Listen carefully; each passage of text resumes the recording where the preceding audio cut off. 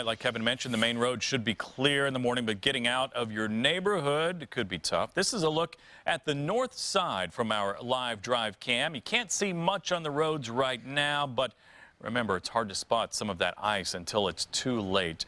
Our photographer Joe Lynch is behind the wheel right now and says he's already hit several slick spots. It looks a little slick in places. We continue our live team coverage now with RTV6's Ebony Monet, and she has been following the DPW crews as they search for those slick spots, and she has the latest on the concerns for that black ice out there. Ebony.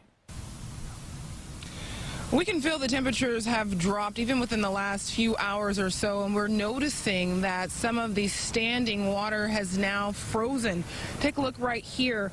This is what we're talking about. This is actually ice that is frozen over just within the last hour because of dropping temperatures. This is from actually melted snow that is refroze again. And this is some of the area that the DPW workers were working to correct today. They were pushing standing water off the roads as much as possible, concentrating primarily on primary thoroughfares and secondary thoroughfares. Right now we're on 15th Street in downtown Indianapolis, which is neither of those, and that's where we're finding a lot of slush and a lot of ice tonight, and that's where the concern comes in. As you know, black ice is very difficult to detect, and it can also cause a lot of hazardous conditions on the sidewalks. We're noticing people who are walking down streets like this, these side streets, residential streets in particular. They're walking kind of in the middle of the street wherever they can find a dry patch of ground because there's ice covering the sidewalks and thin layers of ice actually on the streets as well. For the most part, DPW officials tell us that they have addressed all of the primary and secondary roads, and a lot of those roads, such as Meridian Street,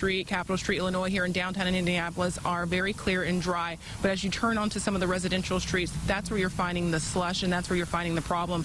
We talked to some drivers, and they tell us they actually dread these slick, icy conditions even more so than snow-covered roads, and that's why they're taking extra precaution. Usually don't see it coming. Everybody sees snow on the road, so they naturally adapt and want to drive more carefully.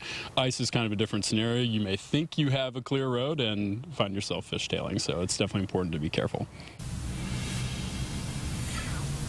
If you come across a slab of ice like this or slush, it can be very difficult. Experts say try not to brake if possible. Instead, allow your car to go over it. Reporting live downtown, Ebony Monet, RTV6. While we're warning you about the icy conditions and crews are salting the streets, you also want to be careful when it comes to keeping your car clean. While these chemicals keep your commute safe, they also can be harmful for your vehicle. Salt can build up quickly and corrode the car's paint job. And even though the newer models have extra protection on the underside, chemicals can build up anywhere, leaving you with bigger problems in the spring. On a day like today, they need to get the salt off as fast as possible. That's the best thing to do, is get it off as fast as possible. It's going to get up underneath the undercarriage. You want to make sure you get your undercarriage clean.